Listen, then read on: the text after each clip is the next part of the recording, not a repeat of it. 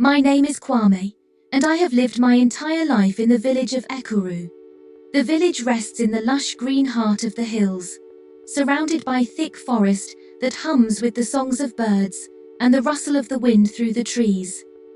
Our village is not known for grand buildings or flashy markets. Rather, it is known for its simplicity and its strong community. We live by the rhythms of the land, the planting and harvesting seasons, the rains and the dry spells. Everyone knows everyone, and life, though sometimes hard, is deeply intertwined with the land and with each other. In Ekuru, there are two things that are always constant: work and the sounds of children playing. The laughter of children runs through the dirt roads like a stream, skipping between the houses as mothers and fathers go about their daily chores. We live simply, and most of our lives are defined by the work we do. Whether it's farming, weaving, or making crafts, every family has their role. Then there was Amara and her mother, Abeni, who lived just down the road from me. They were a small but inseparable unit, much loved by the village for their warmth and quiet grace. Amara had the gentlest smile you could imagine, but there was an intensity behind her eyes, a hunger for something more, something greater than what the village could offer. Her mother, Abeni, was known throughout Ekuru for her artistry as a seamstress. It was said that Abeni's hands were blessed by the ancestors themselves, for she could turn even the simplest fabric into something beautiful and profound. She didn't just sew clothes, she wove stories into the seams, tales of love, strength, and resilience. When I first met Amara, she was just a little girl, playing barefoot in the red dirt of the village square with the other children. But even then, I could see that she wasn't like the other kids. While they played with sticks and stones, Amara would often sit off to the side, reading one of the few books her mother had saved from better times. Amara's intelligence shone through even then, though she never boasted about it. Her mother, Abeni, encouraged her quiet study, but she didn't force it on her. Abeni believed in allowing Amara to follow her own path. Life in Ekuru, like in many villages, was not easy. There were good years when the harvests were bountiful, and there were years when the rains didn't come, and we struggled to feed our families. Still, we always took pride in the fact that we had our community. No one ever went hungry for long, because neighbors would share food, trade goods, and make sure the elderly were cared for. But things started to change the year the businessman, Mr. Tunde, came to Ekuru. The villagers were both excited and suspicious when they first heard about his plans to build a new school in our village. Many of us had been forced to send our children to the nearby town for their education, where fees were high and the roads were dangerous. When Mr. Tunde arrived, dressed in an expensive suit and accompanied by his sleek black car, he promised us a school that would rival any in the city. He talked about opportunities for our children, the chance for them to learn beyond farming and trade, to learn about science and business, and perhaps one day even leave the village to find work in the cities.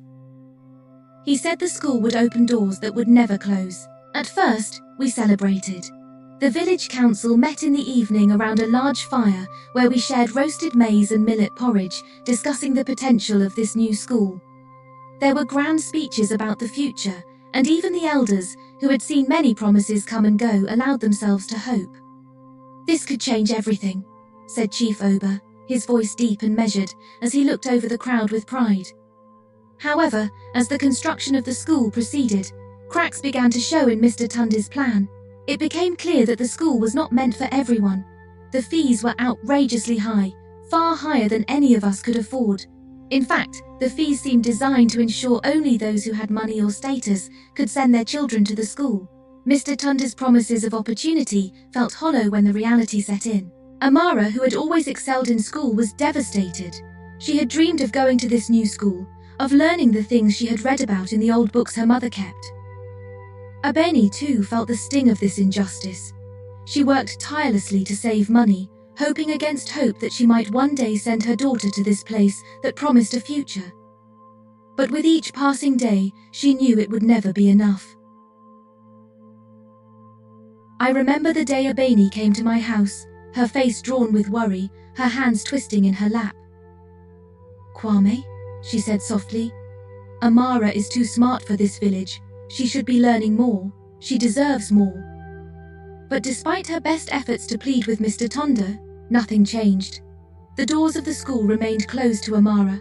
It wasn't just Amara who was being excluded, though. Other children, like Abeni's neighbour, Kofi, and the baker's son, Ebo, were also denied entry. But it was Amara's quiet rebellion that stayed with me. On the day the school officially opened, there was a grand ceremony. Dignitaries arrived in their fine clothes, making speeches about the bright future the school would bring. They spoke of a new age, where the children of Ekuru could one day compete with those from the cities. But as the speeches began, Amara and the other children who had been denied admission stood in the middle of the village square. Amara held up a sign with the words, "Every child deserves an education," written on it in bold, simple letters.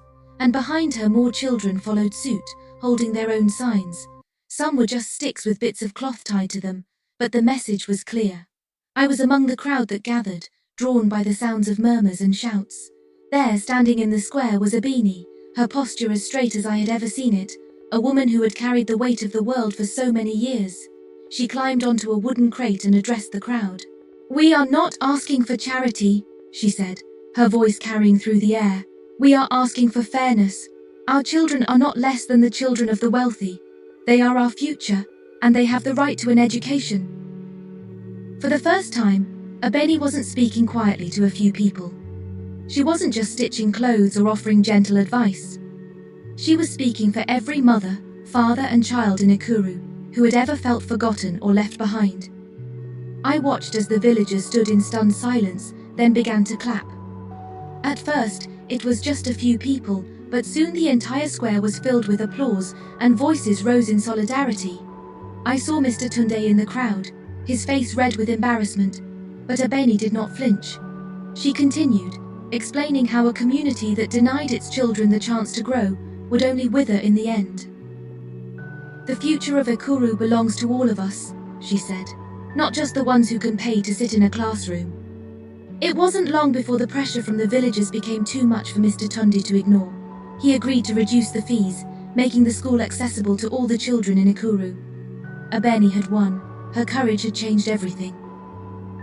As the weeks passed, Amara and the other children enrolled in the new school. Amara, of course, excelled. She was soon leading study groups, helping her classmates with subjects that others found difficult. Abeni continued to sew, but now her work had a new meaning. It was no longer just about making ends meet. It was about securing a future for her daughter.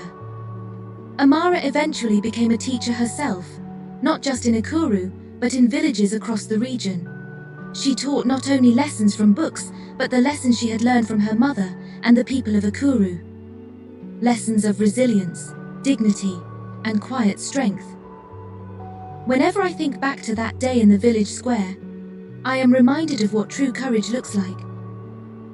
Abeni and Amara showed us that the greatest power doesn't always come from loud protests or grand gestures. Sometimes, it comes from standing firm, speaking truth, and believing in the future.